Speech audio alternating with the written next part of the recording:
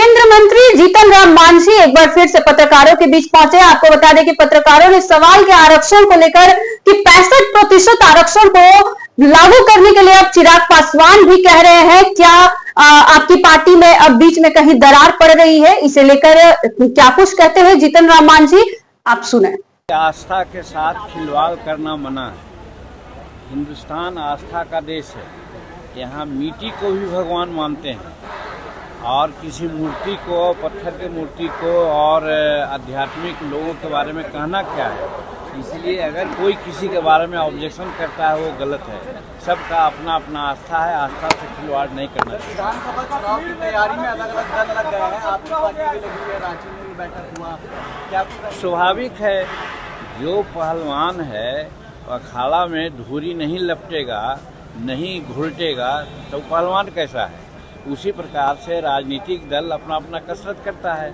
हमारा हिंदुस्तानी अवाम मोर्चा सेकुलर भी कल रांची में अपना राष्ट्रीय कार्यकारिणी की बैठक किया और आपको सूचित करते हुए हर्ष हो रहा है कि ये प्रथम बार 15 राज्यों के प्रतिनिधि ने भाग लिया और हर तरह से हिंदुस्तानी अवाम मोर्चा को आगे बढ़ाने का संकल्प लिया, जिसमें ये भी संकल्प है कि हम बिहार का चुनाव, झारखंड का चुनाव भी लड़ेंगे, उपचुनाव भी लड़ेंगे। अब ये सब नाराजगी जाहिर कर रहे हैं, आरक्षण की बात हुई, चिराग पासवान नाराजगी जाहिर कर रहे हैं। किसी का SC/ST में वर्गीकरण हो रहा है, क्रिमिलेयर को लेकर के वो नाराजगी जाहिर कर रहे हैं। देखिए, मेरा कहने का मतलब ये कहाँ की बात है कि जो आदमी बढ़ गया है वो बढ़ते रहे और जो आदमी पीछे है उसका केयर नहीं किया जाए। इसीलिए हम हर हालत में सुप्रीम कोर्ट का जो आदेश है उसका स्वागत करते हैं। ये जो जजमेंट आया है ये 10 साल पहले आना चाहिए था। आज स्थिति है साक्षरता, भगवती हमारे अंबेडकर साहब के अनुसार साक्षरता एक मानदंड है सबसे नीचे होने का। शेड्यूल कास्ट की साक्षरता दर 30% है और उसमें भुइयाँ, मुसहर, डोम, मेहतर, नट ये सब का साक्षरता दर 15% से नीचे है।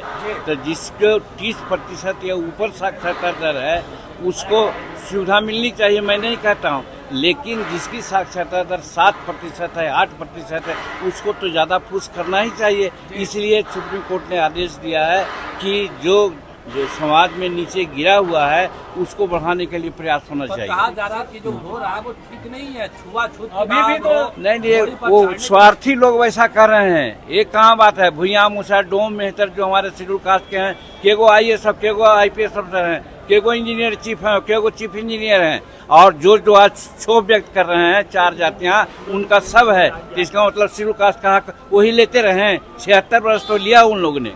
आपने सुना जीतन राम मांझी ने आरक्षण को भी लेकर खुलकर अपनी बात रखी और एक तरफ वो देवघर में भी हो रही पूजा पाठ को भी लेकर उन्होंने बातचीत की। तो आपका क्या कुछ करना, आप भी हमारे साथ साझा करें।